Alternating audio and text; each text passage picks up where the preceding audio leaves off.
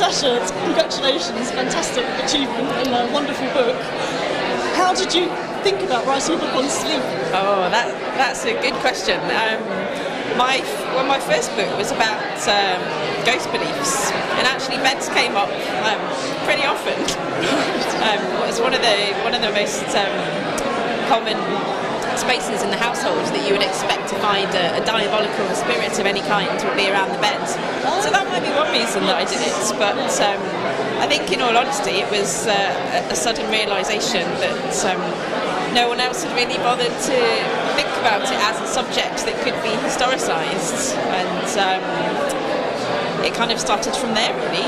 Yeah. I think that's certainly what the judges felt, that how can something so ordinary and everyday, how can we write a history of sleep? And of course we read it and we were blown away. It isn't really a history of sleep as the sort of unconscious state, but it's a history of the sleeping practices that tell us something about how early modern people understood that period of time and the kinds of dangers and possibilities that it held for them. So I was fascinated by the idea of having a first and second sleep. Oh yes. And I thought, this makes sense of various things you go through. And actually, you have to get up and pray. That's true. Yeah, that's true. We've had a big public engagement project around the sleep research over the last year with one of the National Trust properties.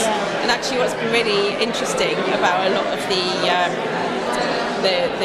visitors who come and visit the hall and see the project in situ is how many of them self-report sleeping in two separate phases, and they've always been embarrassed to talk about it because they think there's something wrong with them.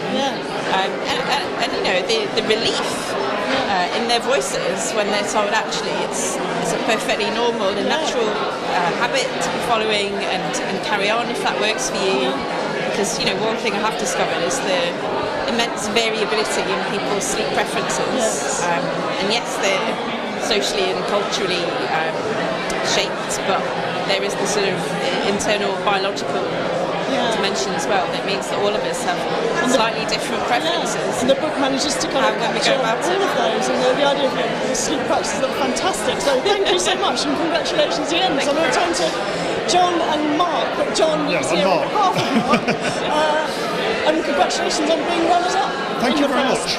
So this is a wonderful book about the country house, and the country house is a site of consumption, but also a sort of site of buying and selling in the markets that supplied the country house. Absolutely. Fascinating. Yeah, so the idea was really to try and bring together a kind of a historiography about consumption and a historiography about the country house. And they never seem to sort of talk to each other.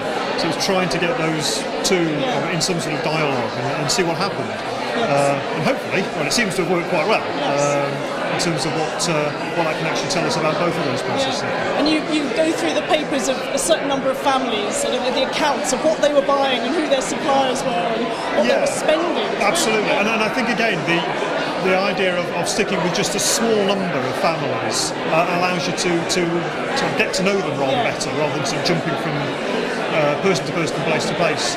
So it's sticking with those people and really getting under their skin, but certainly getting an idea of what's motivating them, as well as the kind of the sheer practicalities and the mundanity of an awful lot of this spending. Because you tend to think of these hugely wealthy people, who, of course, what they're buying are sort of big ticket items. But of course, it's not that takes up the vast majority. And those are the eye-catching things, but it's the soap and the candles and the tea and the coal and so forth that takes the lion's share of things. And I think what they both managed to do is really showcase the best of social history, which is that combination of the cultural, the economic, the social, which is just what gives this field its spark. This is a more modern study, this is an early modern study, but they kind of speak to each other, I think, in so many ways. That's why I think they're such worthy winners. So thank you very much. Thank you very much. Congratulations.